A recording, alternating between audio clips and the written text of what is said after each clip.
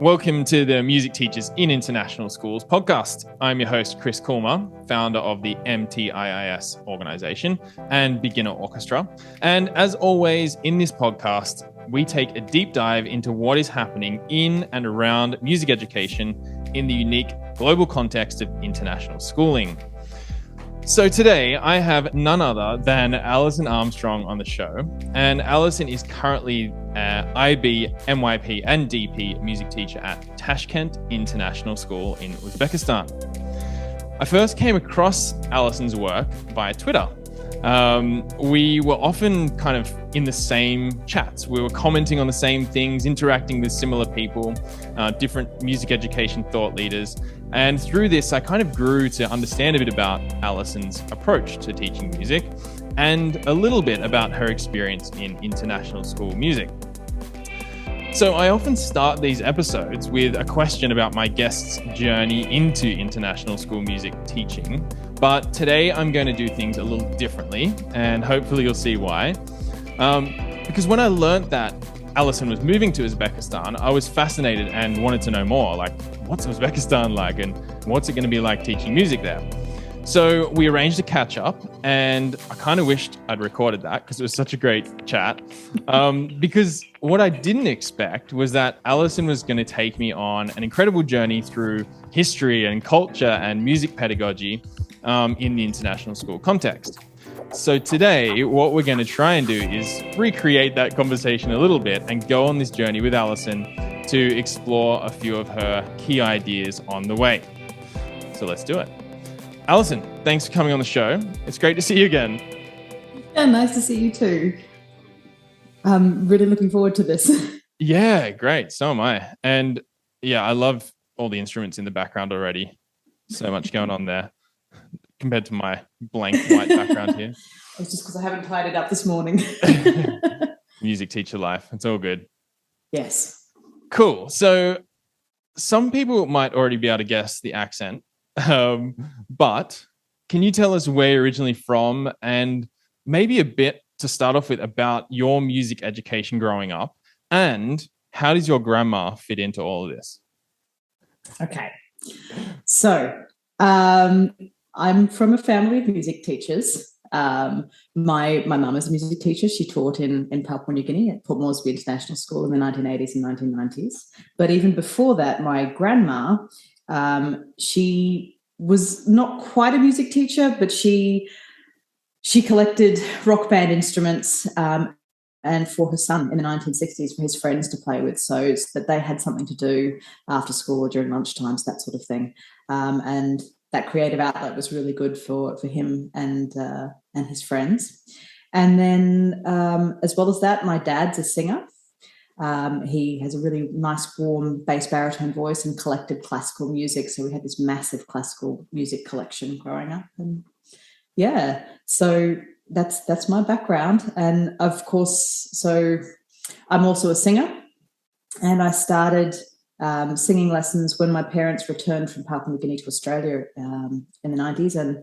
And yeah, so classical singing background, but now very, very different kind of musician. I've developed some music technology skills along the way and basically learned as many instruments as possible on the way as well.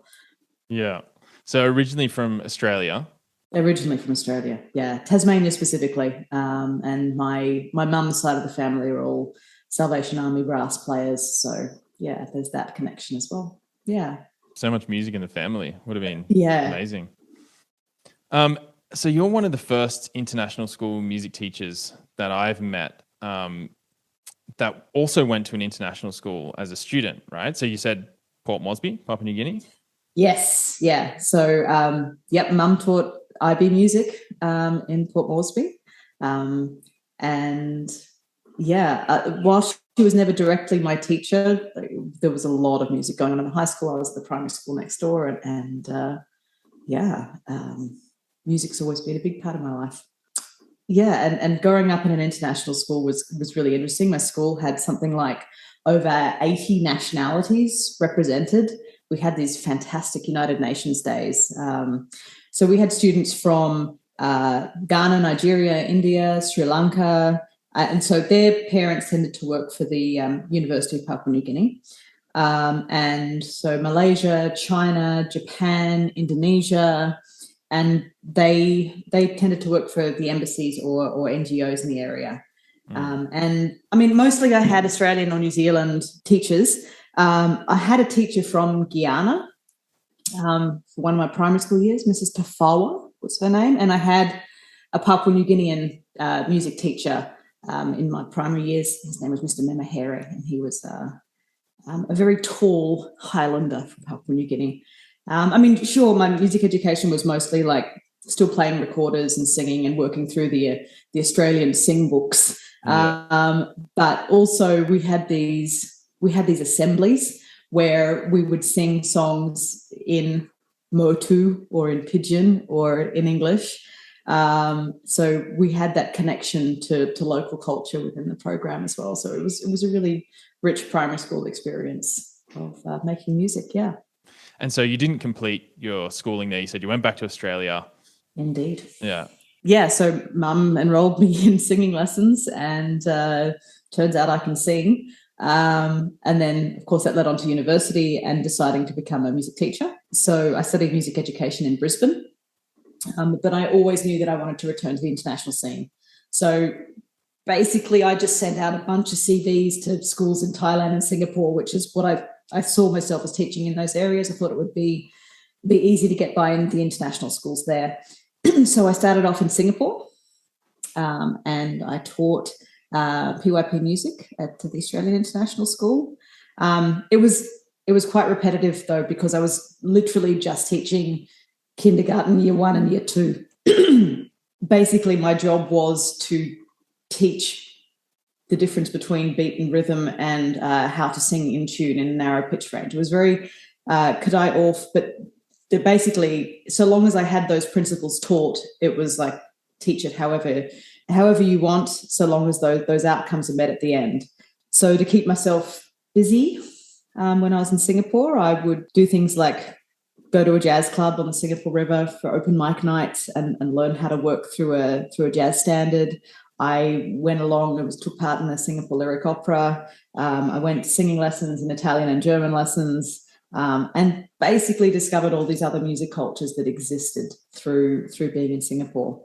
And then, so after teaching there, I went on to teach in Switzerland. I taught theatre, but so again, I was going to singing lessons there and developed my opera singing quite a lot, but quickly discovered, actually, you know what, I really do want to be in the classroom.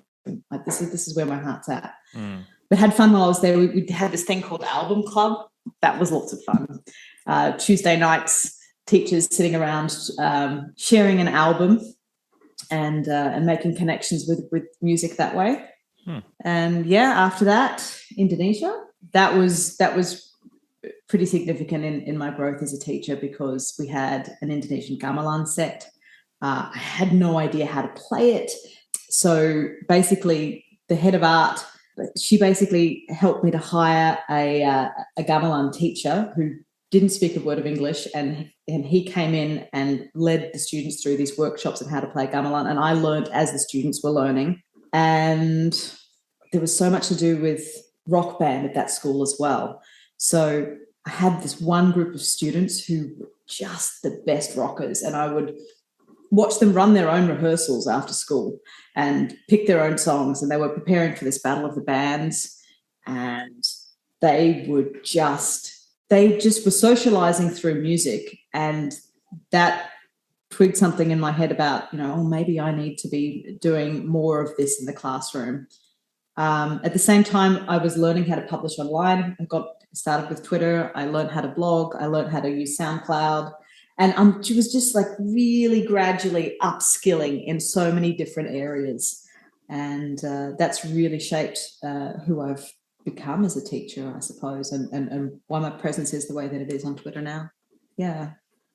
So just kind of to recap, started in Australia, did your music degree, thought, I want to get overseas and teach in these international schools. You obviously had the background in it. You knew they existed. So made the jump to Singapore, Switzerland, Indonesia. And along the way, you've just kind of jumped into all these different experiences, like the album club. That sounded cool. Like, can you just elaborate on that a bit more? So you all just chose an album and then would share it, or? Yeah, so this was set up by the music teacher who was there, Mr. Dave Ritzmer. He basically said he wanted to have a book club where he could hang out with other teachers, but he would suggest, or at least someone would suggest an album. We would have a week to listen to it, and then we would come in and they would explain why they chose the album and why it was so significant in their lives, and things to listen out for. And then as we were listening through it, we would pause and have conversation or just talk over the top of the songs eventually. And then at the end, we'd go, oh, this album made me think of this music producer, or made me think of this particular piece of music. And so then we would get, YouTube up and loaded, and we'd play through all sorts of different songs. It was lots of fun. And we did, like, I've tried to establish it in other countries that I've worked in, and never quite managed to recapture the awesomeness that was the original album club. We were doing that once a week, every week of the school term. Whereas, other schools, I could get people to do it maybe once a month, but the commitment was nothing like what we had in Switzerland. So we easily did probably 30 albums in that first year. That is, I think this is such a great idea. I can imagine some of our listeners thinking, I want to start this thing. Reach out to Alison if you want to know the format. Yeah, absolutely. Yeah. And I guess the eclectic range of music you would have listened to just through that experience, like 30 albums. Yes, definitely. Just for some context, the two of the albums that I presented, one was Belle and Sebastian, Fold Your Hands, Child, You Walk Like a Peasant. And there was a link to High Fidelity, the movie High Fidelity, okay, and orders of albums and that sort of thing. And then the other one that I presented was Silverchair's Young Modern. Mm. So, like Daniel Johns and getting into some like weird out there contemporary prog sort of alternative music. So, yeah. Nice. So that was in Switzerland. And then, as you said, Indonesia, gamelan, like, what is this thing? I need to learn this amazing instrument, if you like, or collection of instruments. Yeah. And then the rock thing sort of popping up in that context again. Yeah. So when I've come to international schools, one of the things you will commonly find is there'll be a set of guitars and there'll be a drum kit at the bare minimum. Mm. So I learned very quickly how to teach in that way. And I think there are a lot of Australian school teachers who are used to, having a class set of guitars and a piano and a drum kit and working with kids through that. So coming into that school, I knew that I would do some guitar work with the students and do some songwriting. But seeing those kids work and seeing the level at which that particular drummer was playing at so young, and just the knowledge that just through developing the skill on drum kit, he just went, okay, so here are some songs that I can play as a rock musician that are really going to develop my skills. And then that made me go and think about, well, what does that look like for bass guitar, and what does that look like for keys, and then really starting to listen to rock music and thinking about how am I going to choose pieces for my students that allow them to develop their skills as rock musicians as opposed to classical musicians. Yeah, because, keeping in mind your story of classical singing background, obviously with eclectic, also family background in music, but yeah, really tapping into the student interest there, I guess. And but also for me, like, because I've come from that classical background, as a singer, then going, well, how do I develop a rock sound? So yes, and I'm not going to take the route of whiskey and cigarettes. So how do I achieve like a vocal growl? How do I do melisma? And then what songs are going to allow me to develop that at an appropriate pace? And fortunately now, of course, there are all the Trinity Rock School graded exams that give suggestions as to how you might get started with that. But yeah, from back then, thinking about my students and what skills that they would need to develop if contemporary music was where their hearts were at. I bet. So from Indonesia, you then moved to Vientiane in Laos, 3 years there, and then on to Bangkok. And I remember in our chat that I referenced earlier in the introduction, you spoke about this quite fondly, especially the Vientiane time. So what was it like? What were some of your experiences? And maybe how did your approach to music teaching kind of shift again or diversify again in those two contexts? So fitting in has been a theme throughout my life. I wonder about students fitting in and how they might experience music making in the world. And I really developed this thinking in Laos and in Thailand. So I realised I sort of needed to be a curator of musical experiences for my students, a librarian of musical experiences. So in Laos, as I was trying to fit in, I also realised that there were very few instrumental teachers in the music in the city, and I needed to find a way for me to do it all with these kids. Like we had American band program instruments in the cupboard, but we also had like rock band instruments. We had little bits and pieces for music technology to get students to learn how to record themselves. And I thought, I can't teach it all. There's only, so many weeks in the school year. How do I get this idea across? And it basically came down to things like putting guitar chord diagrams on the wall or finger charts for instruments, like writing out nice and big, these drum patterns that students could try through on the kits that were set up around the room. Finding out through the students what their musical preferences were, giving them the opportunity to play the pieces they'd always wanted to play, and then trying to find resources for that and make sure that they were accessible around the room. That was really important in Laos. And then while I was there, I was fortunate to meet with Sam Wright, who you've interviewed already, during an NYP training session in Korea. And he introduced me to the digital audio workspace Ableton. And I had been thinking about how students could learn to be music producers as well, because, as I said, I did have some of that equipment in the room. So I wanted the students to understand how maybe a little bit of an American band program would work, how rock instruments work, but also how music production worked. And that also linked back to Album Club, like starting to think about how these producers had put these albums together. So I wanted for students to figure out how to be music producers and how could I set up the room so that they could learn that in the same way that they might sit down and teach themselves guitar through having the guitar chords on the wall. So I invested some music budget in like a MIDI keyboard, an iMac, the Ableton Push, and put it in a practice room, put some like instructional sheets up on the walls, basically to try and get students interested in asking questions about that, and having that as an accessible space. And at the same time that I was learning Ableton and how to use the Ableton Push, and learning how all these things get plugged in together. Like when I was learning them, I was teaching it to the kids. So the whole classroom was set up as, I'm going to be a self-starter.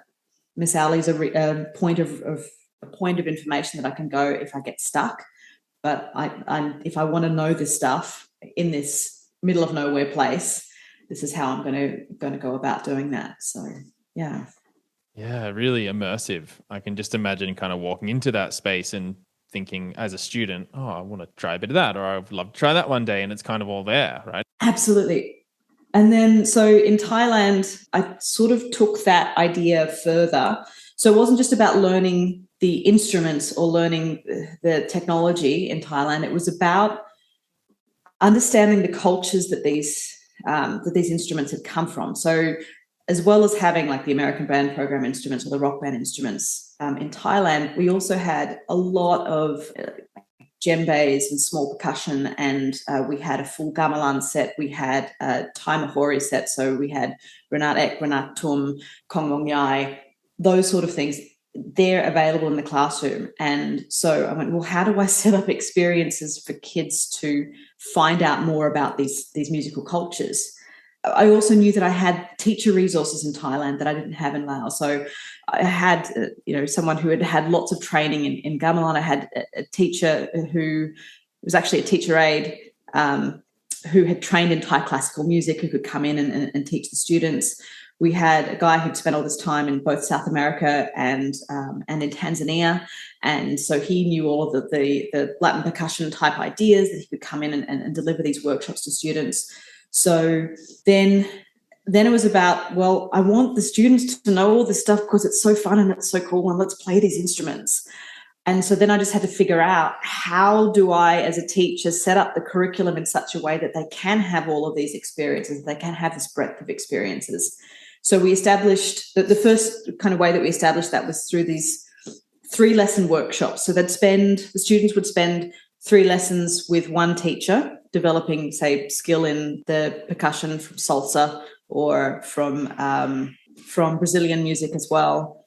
And then they might have 3 lessons with another teacher on the gamelan, 3 lessons on Thai Mahori, 3 lessons on East European folk singing.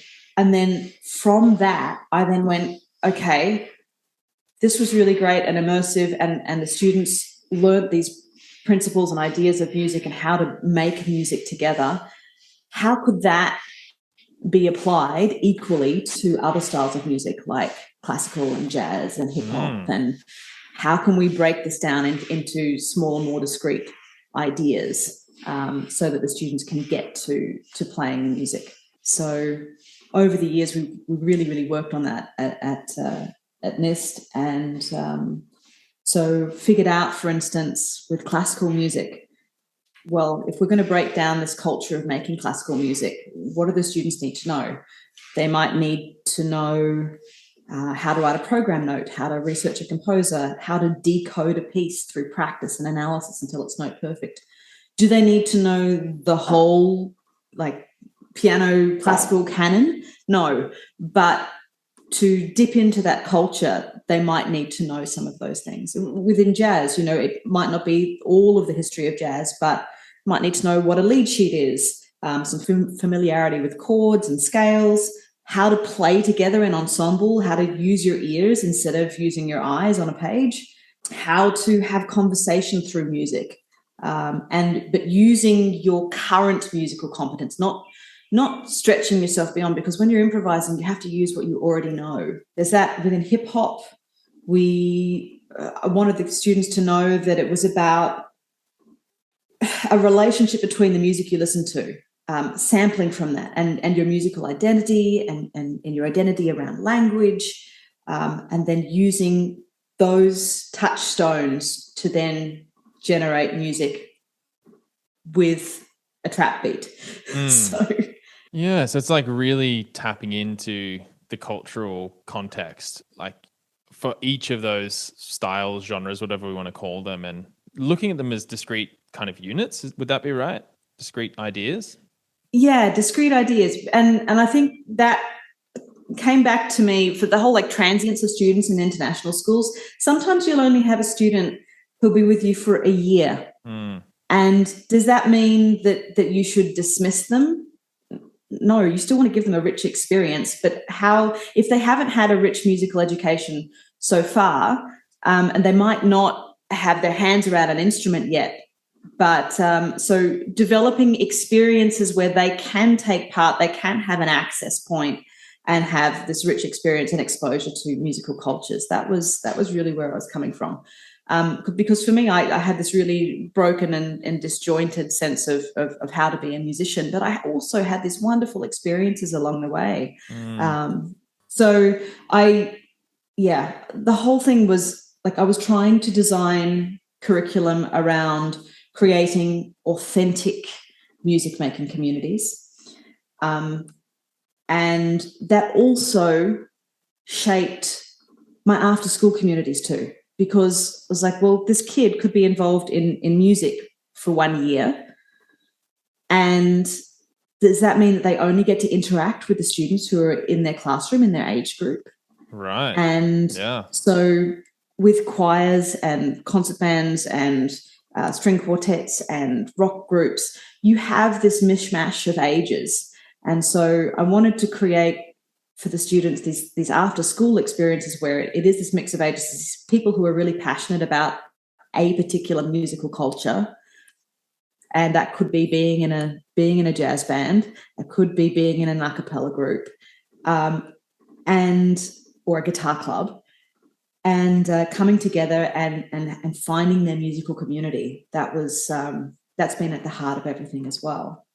So beyond school, I'm hoping that my students can find like-minded musicians to jam with, to hang out with musically, because that's been important for me throughout my life, and I think it's important for a lot of people. You don't necessarily have music as a career, but you will have music in your life lifelong. So let's make that, rather than just listening and consuming music, to actually making music together.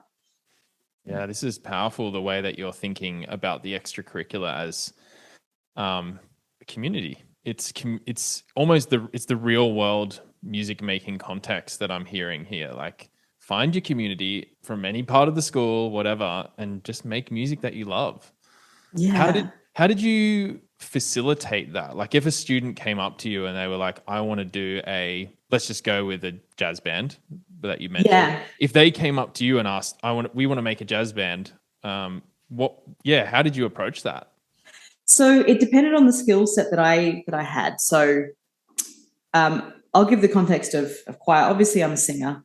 I did have 2 students come up to me and say, we both sing. We want to have an a cappella group. And I'm like, well, let me just run this after school choir thing, which I've been told I have to do.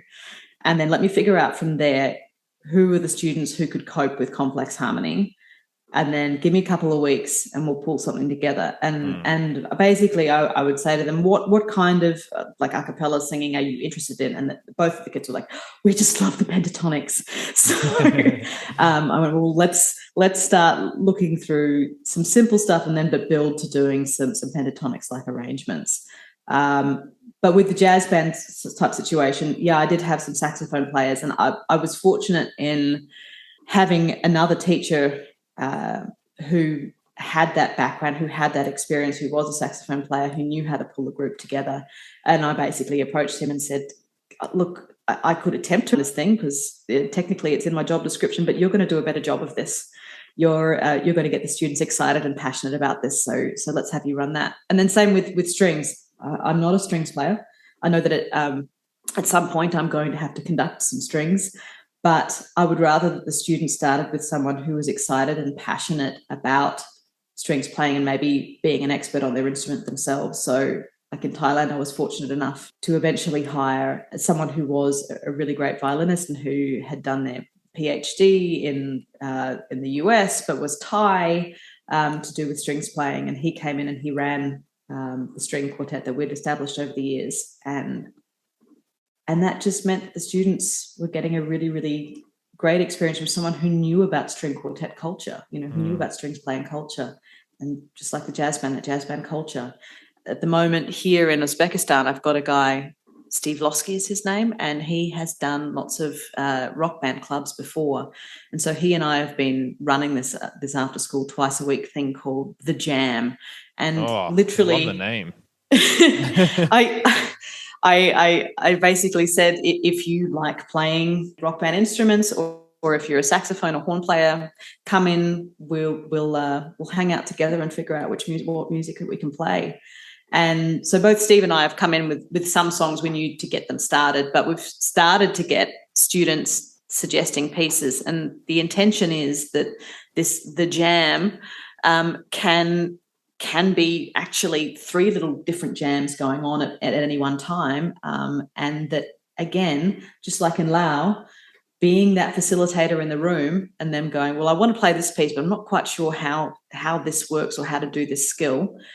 It could be, all right, here's me showing you basic drum kit patterns, or we actually have a better drummer in the room next door. Let's pull them in and let's see if they can quickly show you how to do this pattern or how to approach learning this pattern.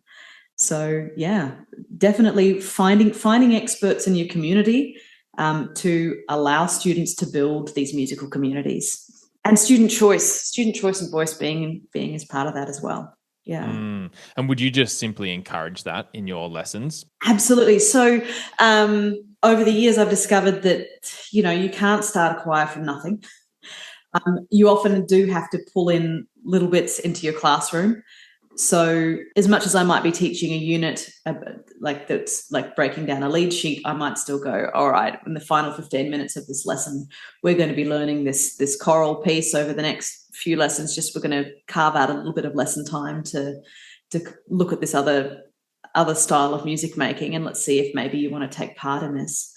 And through that, just having these choir performances based on what's happening in class, or these rock band performances based on what's happening in class, or these percussion performances based on class, and then from there going, let's actually make this as a club. You guys are keen on this beyond the classroom.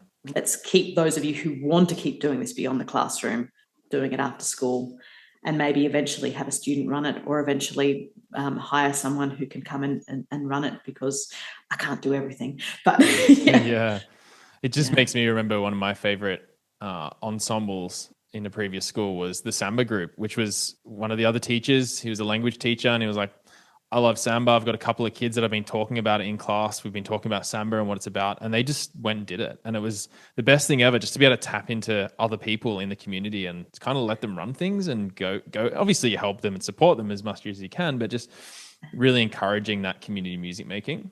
Yeah, definitely. And getting some trust from your students. So yeah, I'm happy for you to borrow a guitar, but also still having systems in place that, that's going to be brought back at the end of lunch, but you can take it to the canteen and have a jam and then bring it back. If we're going to encourage musical communities, we've got to have spaces where students can make music in their own time, not just under teacher direction. Yeah. I think you could package the jam concept quite nicely. I'm sure people are going to be like, Alison, how do I do this? Give me some tips. Sounds great. Okay, before we kind of dive back into the journey that we've kind of been on, let's just get a quick recap at this point. So we're talking about Thailand, I guess. Still, you've sort of started talking about Uzbekistan. How many years was this from, say, Singapore to Thailand? The 5 years in Thailand. So I started in Singapore in 2006. So yeah, it's 2006 till now. However long that is. On this journey. Yeah, 16, 17 years. Yeah, a couple of kids in between. Cool. Yeah. Okay, great. So Uzbekistan, as I said again in the introduction, it's a new thing. Been here a few months. How's it going? And what's it like to live in Uzbekistan? Like, I'm fascinated by this. Uzbekistan is beautiful. It's really beautiful. Full 4 seasons. It's nice and cold today. Stunning architecture, fruit trees growing everywhere. I really do encourage everyone to come see this part of the world. It's you've got this really interesting confluence of Russian and Central Asian and Korean culture all mixed in together. You might think the Korean thing's an unusual thing, but so there were apparently, during the split between North and South Korea, there was some people who headed further north into Russia, and the Russians relocated them to Uzbekistan, of all places. So they've been here, I think, since the 1960s. And there's really strong Korean culture right here in Central Asia. And so you've got these really interesting communities that exist here. So it's kind of interesting hearing the students' choices around music. One of the first things I always do in a school is to ask students what their musical cultures are. So what do you listen to? Why do you listen to that? Like, what are some family connections? So family, friends, generation, personal connections to music are often what I ask students about. And so the music that they've shared with me so far is traditional Uzbek music. They're very proud of it. And I have a student here who plays dutar, which is a two-stringed Central Asian instrument, and a lot of the folk singing that comes along with that. Some Russian folk singing as well. But then again, I also have students who are like, we love prog rock, we love prog metal. So the one that I keep hearing students go on about is System of a Down, which kind of blows my mind a bit. That's who they really want to be able to make music like. It's like System of a Down. So they were good. System of a Down. Yeah, I can sing the songs in my head straight away. Interesting that it's there now though. Like, that was what, a good 15, 20 years ago, and they were big. You got to think through what the kids' parents are. So if we're thinking that we've got kids in 2020, like, when were they, like, their parents are probably 40 now. So when were they listening to music? They were listening to music in the 90s and 90s and early 2000s. That's what the kids are going to be tapping into. So yeah, System of a Down for sure. I haven't managed to find any kids who know the Tea Party. But when I play them a little bit of the Tea Party, they're like, oh yeah. That sounds like music I could get into. I'm like, yeah, it's 90s. It's very old.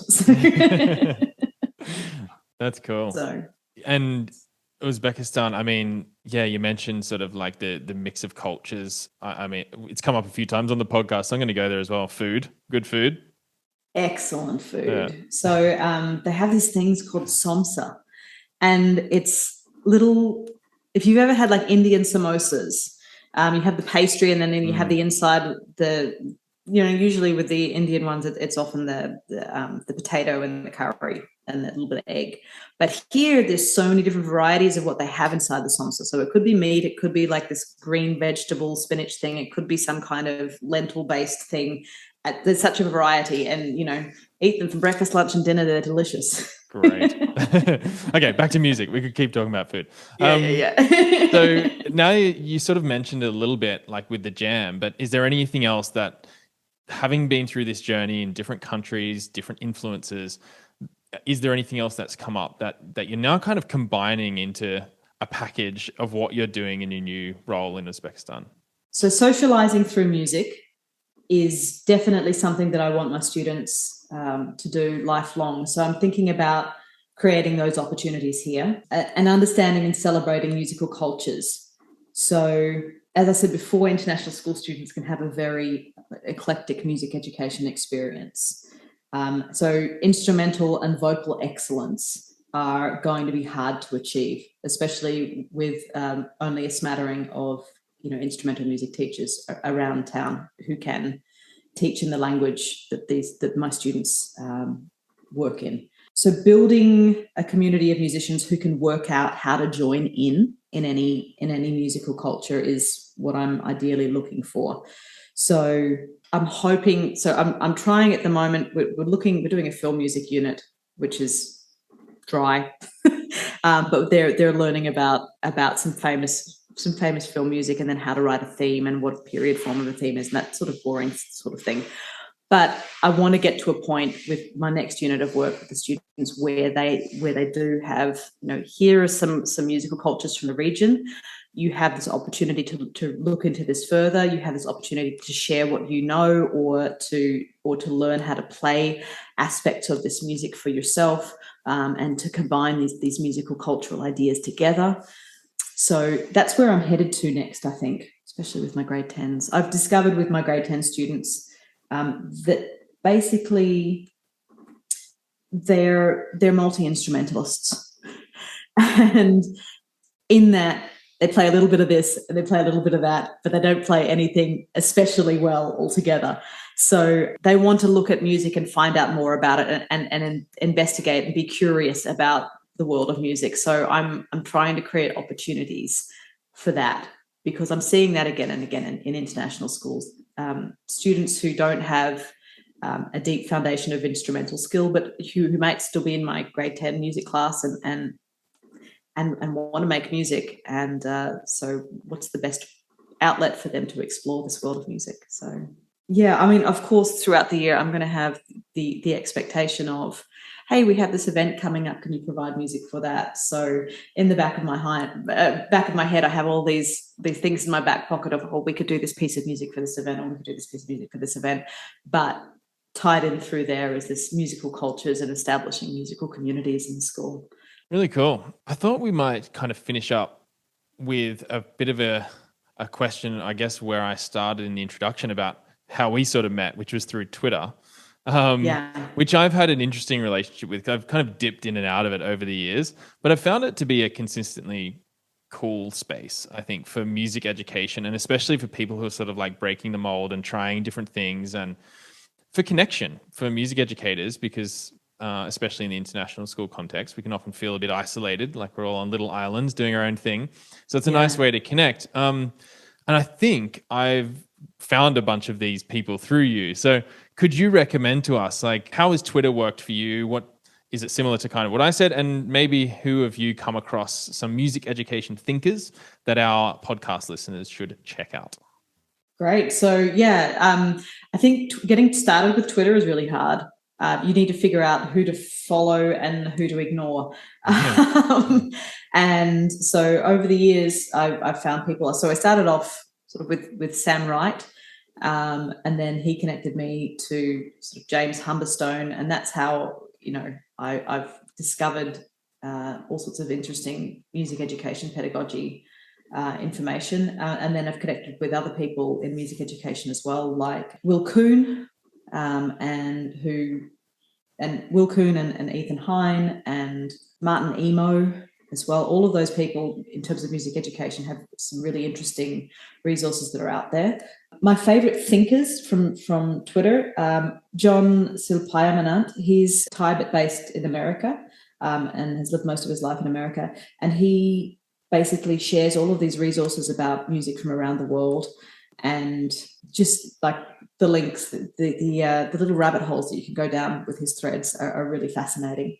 Again, I mentioned Ethan Hine before.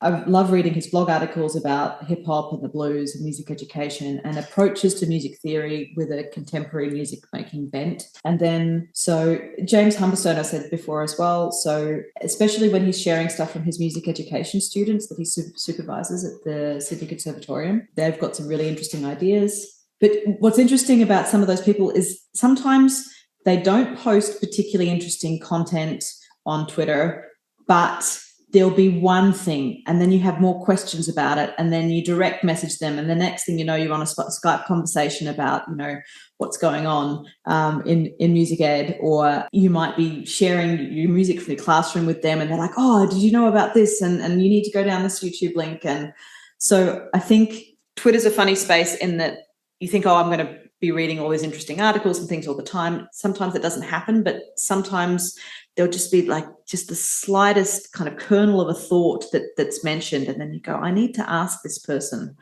more about this area, or ask for help in finding out more about this area. I mean, like, so for instance, ludomusicology, the study of video game music. I had no idea that was a field of research until I was on Twitter, and then like encouraging students to make electronic music that way, because I had a whole bunch of students in my classes who wanted to make electronic music but didn't know a singer who they could get on their tracks, and like, well, maybe I can make instrumental music technology type ideas instead.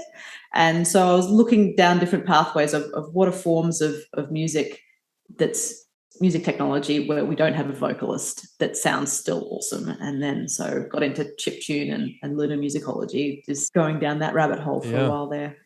So we're going to have to put all these in the show notes, because I think a lot of people will be interested, both the people you mentioned and those styles. Well, thanks so much for taking us on your journey. I mean, I feel like all of us would wish we would have kind of been a fly on the wall in all these experiences, like seeing all the different things you picked up along the way. Is there anything else that we've kind of missed that you wanted to share about your experience? So one of the biggest things that I've learnt in international schools is don't be afraid to ask for help. If you have an idea and you think that there may be someone in your community who can help deliver, there probably is. And it's just about trying to network and find those people. I mean, like in the middle of Bangkok, I was able to just look up online, is there anyone in Bangkok who happens to own a harpsichord? Because I'd like to use a harpsichord for a performance for my students. And I don't want to just use the little button on a digital piano. I want to use a real one. And, you know, randomly able to find a harpsichordist to come in and talk to my students, you know. Same thing with, okay, I'm in the middle of nowhere, but I want to know more about film music in Hollywood. I wonder if there's anyone who would be willing to talk to my students, even like online, about that. So it's reaching out to some people via Twitter and saying, hey, can you come talk to my students about the composition process? You know, there are all sorts of people out there who are willing to come in and have a chat or lend a hand.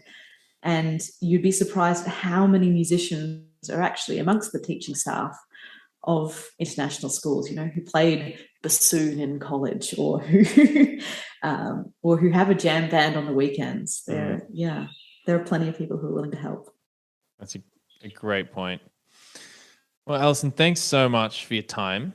I know for you it's before the school day kind of thing. Yeah. when we're recording this, so you've got a day ahead of you. Thanks so much for being on the show, for sharing your world and your ideas, and just for being a really nice person to chat with today. It's been really cool.